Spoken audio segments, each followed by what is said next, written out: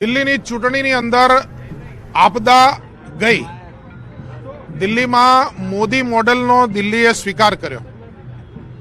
જે રીતે દિલ્હીના અંદર ચૂંટણીના પરિણામો આવ્યા એ બતાવે છે કે પોલિટિક્સ ઓફ પરફોર્મન્સ નો જ હંમેશા વિજય થાય છે. એ શરાબ કાંડ એ એમના 2100 રૂપિયા ઉપર ભારે પડી ગયો. 10 વર્ષમાં કેજરીવાલની સરકારના જે લોકોને અનુભવ થયા એ અનુભવમાંથી દિલ્હીના સમજદાર સાણા લોકોએ ભારતીય જનતા પાર્ટીને સ્પષ્ટ બહુમતી આપી છે. તો આવનારા 5 વર્ષમાં દિલ્હીના લોકોની જે અપેક્ષા હતી એ અપેક્ષા ભારતીય જનતા પાર્ટીની સરકાર પૂરી કરશે એટલો અમને જરૂરથી વિશ્વાસ છે. વેજલપુરના ધારાસભ્ય અમિત ઠાકર અને સાથે જ રાજ્યસભા સાંસદ નરહરી અમીન આપ સાંભળી રહ્યા હતા. ઉત્સાહનો માહોલ ગુજરાતમાં પણ જોવા મળી રહ્યો છે, કારણ કે જે 2.5 દાયકાથી દિલ્હીમાં ભાજપની સત્તા નહોતી. વારંવાર ભાજપના નેતાઓ એવા દાવાઓ કરતા હતા 3 ચૂંટણીથી કે અમે સત્તામાં આવીશું, પરંતુ એ જે તેમનું સપનું હતું તે પૂર્ણ નહોતું થઈ રહ્યું. આજનો દિવસ એ તમામ કાર્યકર્તાઓ માટે ખાસ છે. પ્રધાનમંત્રી મોદી પણ સાંજના સમય દરમિયાન કાર્યકર્તાઓની મહેનત માટે સંબોધન કરશે, તેમને પ્રોત્સાહન આપશે, તેમનો ઉત્સાહ વધારશે. અને બીજી તરફ ગુજરાતની વાત કરીએ તો ગુજરાતના ભાજપના નેતાઓમાં પણ ઉત્સાહનો માહોલ જોવા મળી રહ્યો છે. અને આમ આદમી પાર્ટીને જે હારનો સ્વાદ ચખાવ્યો છે દિલ્હી ભાજપે, તેને લઈને પણ ગુજરાતના જે નેતાઓ છે તે પણ ખુશી વ્યક્ત કરી રહ્યા છે. કમલમથી પણ સીધી તસવીરો સામે આવી રહી છે. માત્ર દિલ્હીમાં જ મીઠાઈઓ નથી એકબીજાને ખવડાવી રહ્યા કાર્યકર્તાઓ, પરંતુ અહીં પણ કમલમમાં આ જ પ્રકારનો ઉત્સાહ જોવા મળી રહ્યો છે. ભાજપનો ખેસ ધારણ કરીને કઈ રીતે નારાઓ લગાવી રહ્યા છે અને દિલ્હી ભાજપના કાર્યકર્તાઓની મહેનતને લઈને પણ ખુશી વ્યક્ત કરી રહ્યા છે.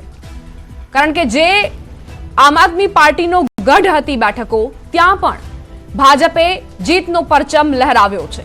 મોટો ઉલટફેર રાજધાની દિલ્હીમાં જે ફ્રીબીઝની યોજનાઓ હતી તેનો પણ જાદુ નથી ચાલ્યો. આમ આદમી પાર્ટીના શીર્ષસ્થ નેતા અરવિંદ કેજરીવાલે ઘણા આરોપો મૂક્યા. તે આરોપોને પણ બાજુમાં મૂકીને દિલ્હીની જનતાએ વોટ કર્યા છે અને તેની જ અસર કે દિલ્હીમાં ભાજપની આ જીત.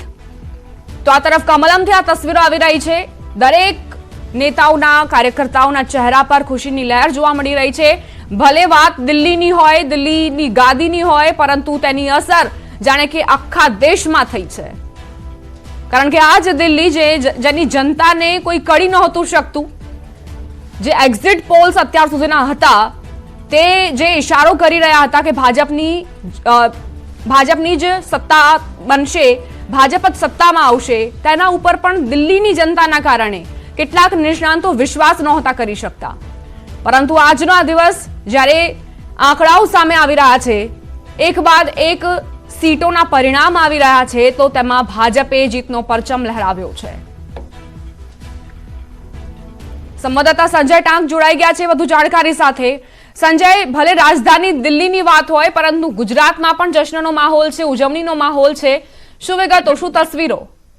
બિલકુલ જે પ્રકારે એક્ઝિટ પોલ દીપા જે જોવા મળ્યા હતા ને એ જ પ્રકારની બહુમતી જ્યારે ભાજપ લઈને દિલ્હીમાં આવી રહ્યું છે અને તેને લઈને ક્યાંક દિલ્હીમાં તો જશ્નનો માહોલ છે, પરંતુ ભાજપ શાસિત જે તમામ રાજ્યો છે ત્યાં પણ એ જ પ્રકારે જશ્નનો માહોલ છે. અને એવો જ માહોલ જશ્નનો અહીંયા ગુજરાતના ગાંધીનગર કમલમ ખાતે જે જીતના જશ્નની ઉજવણી જે છે તે થઈ રહી છે.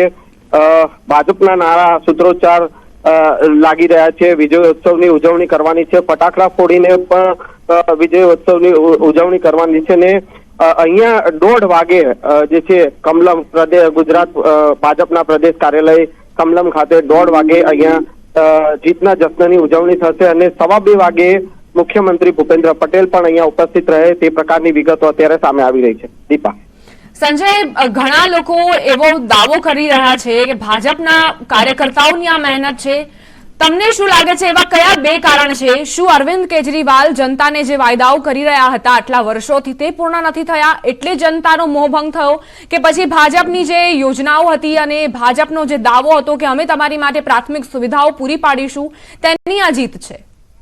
દીપા, સંજય, હું આપની પાસે આવીશ. મહત્વપૂર્ણ સમાચાર એ કે દિલ્હીમાં જીત બાદ ગુજરાતમાં પણ ઉજવણી થઈ રહી છે.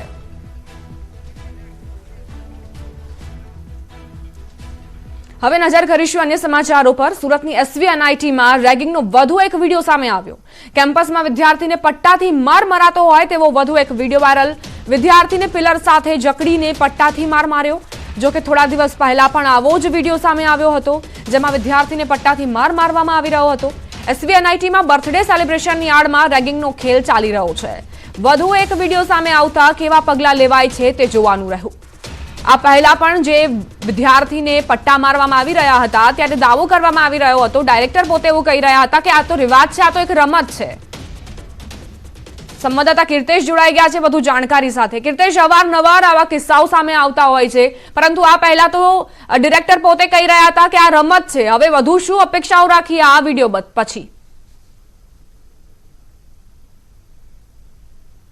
જી કીર્તેશ, કોલેજમાં એક જ અઠવાડિયામાં બીજી વખત રેગિંગનો વિડીયો સામે આવ્યો છે।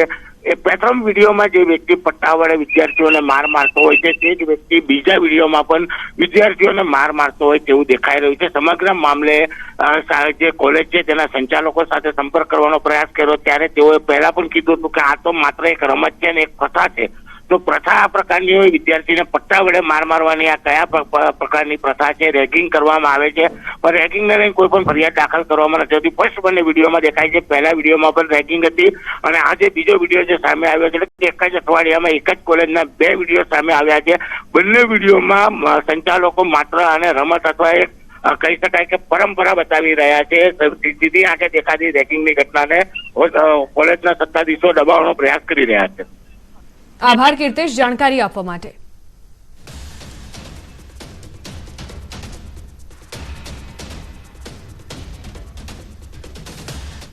વધુ એક સમાચાર સુરતથી જ। આઉટર રિંગ રોડ પર ભયાનક અકસ્માતની ઘટના। બેફામ કાર ચાલકે 5 થી 7 લોકોને અડફેટે લીધા। કારની